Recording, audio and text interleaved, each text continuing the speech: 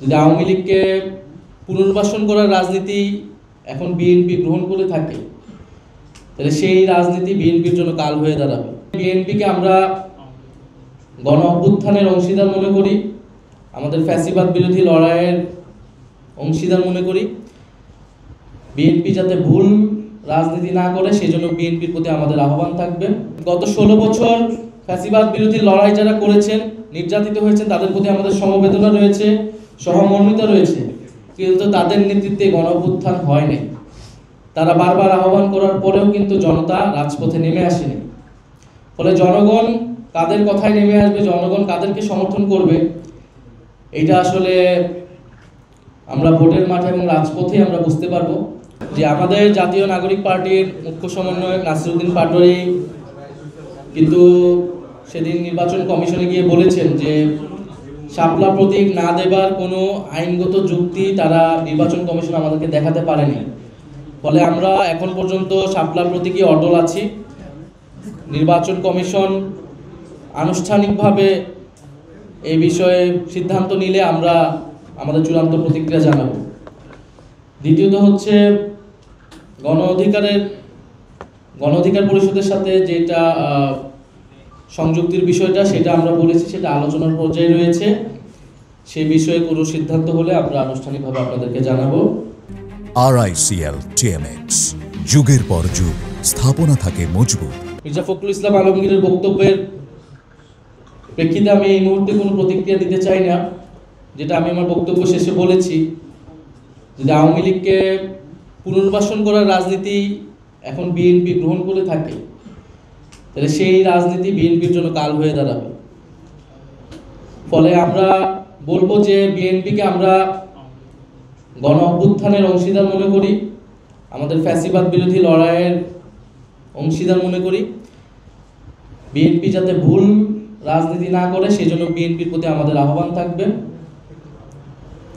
বাংলাদেশকে নতুন করে গঠন করতে হলে বাংলাদেশের সংস্কার, বিচার এবং বাংলাদেশের পুনর্গঠন প্রশ্নে এখানে আওয়ামী লীগ যে সকল বৈদেশিক শক্তির সমর্থনে দেশে ক্ষমতায় ছিল, জনগণের বিরুদ্ধে গিয়ে তাদের সাথে আপোষ করে আসলে বাংলাদেশের রাজনীতি করা সম্ভব নয়।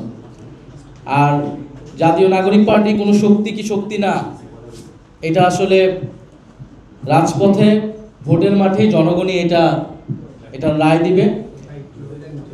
আমরা দেখতে পাচ্ছি যে জাতীয় নাগরিক পার্টি যাতে নতুন শক্তি হিসেবে আবির্ভূত হতে না পারে, সেই জন্য কিন্তু চতুর্মুখী আক্রমণের শিকার আমরা হচ্ছি, গত 1 বছর ধরেই হচ্ছি। কারণ বাংলাদেশের এস্টাবলিশমেন্ট, বাংলাদেশের যারা বাংলাদেশকে নতুন করে পুনর্গঠন করতে চায় না, যারা পুরনো ক্ষমতা কাঠামোকেই রাখতে চায়, এটা শুধু আওয়ামী লীগ না, আওয়ামী লীগের বাইরেও বিভিন্ন শক্তি, তারা কিন্তু চায় না যে তরুণদের একটি শক্তির উত্থান ঘটুক, জাতীয় নাগরিক পার্টির উত্থান ঘটুক।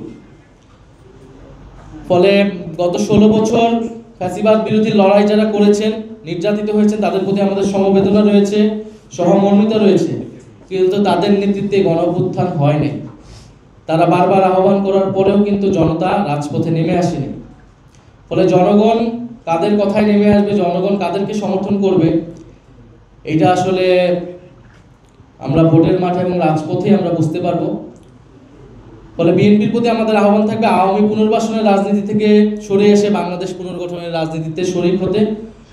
তরুণদের সমর্থন তাহলে তারা পাবে। নিউ ইয়র্কে যারা আমাদের প্রবাসী কমিটির সাথে জড়িত, কিন্তু তাদেরকে মিসগাইড করা হয়েছে।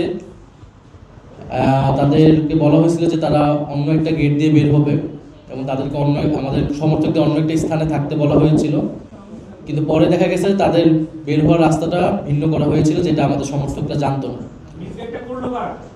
এটা যারা প্রোটোকলে জড়িত ছিল, যারা নিরাপত্তা জড়িত ছিল, তারাই করেছে। এই জন্য আমরা বলেছি যে এই ঘটনার তদন্ত করে যারা নিরাপত্তা দানের ব্যর্থ হয়েছে তাদেরকে শাস্তির আওতায় আনা এবং কনসুলেট জেনারেলকে অবিলম্বে পদত্যাগ করা, কারণ এটা সম্পূর্ণ তার ব্যর্থতার পরিচয়। ফলে সরকারের, আরেক ভাই যে প্রশ্ন করছিলেন, সরকারের ভিতরে আমরা অবশ্যই মনে করি সরকারের ভিতর থেকেই এই মদতগুলো দেওয়া হচ্ছে। সরকারের এবং প্রশাসনের বিভিন্ন স্তরে যে ফ্যাসিবাদের দোসররা রয়েছে, তাদের ইন্ধনে, তাদের সহযোগিতায় এই ঘটনাগুলো ঘটছে। আর আমরা আসলে আন্তরিকভাবে দুঃখিত এটা আমাদের আসলে একটা জরুরি সংবাদ সম্মেলন ছিল, এই কারণে ইমার্জেন্সিভাবে কল করা হয়েছে। আমরা পরবর্তী সংবাদ সম্মেলন ডাকার ক্ষেত্রে আমরা যথাযথ সময় জ্ঞানটা মাথায় রেখেই আপনাদেরকে ডাকবো।